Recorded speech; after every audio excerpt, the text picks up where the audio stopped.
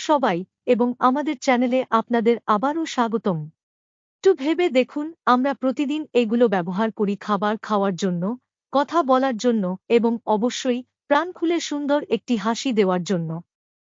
কিন্তু আমরা কি সত্যিই এদের প্রাপ্য যত্ন বা ভালোবাসা দিচ্ছি? দাঁতের যত্ন নেওয়া মানে কেবল দাঁতের গর্ত বা ক্যাভিটি এড়ানো নয়, এর চেয়েও বেশি কিছু। এটি আপনার সামগ্রিক স্বাস্থ্যের একটি বিশাল অংশ। আপনি কি জানতেন যে আপনার মুখের ভেতরের সমস্যাগুলো আসলে আপনার শরীরের বাকি অংশেও প্রভাব ফেলতে পারে?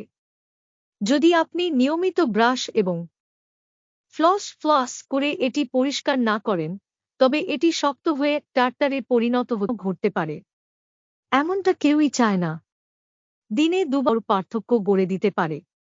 এটি আপনার স্বাস্থ্যের বিশাল লাভের জন্য সময়ের যাক। একজন ভালো ডেন্টিস্ট। আপনি হয়তো ভাবতে পারেন, যখন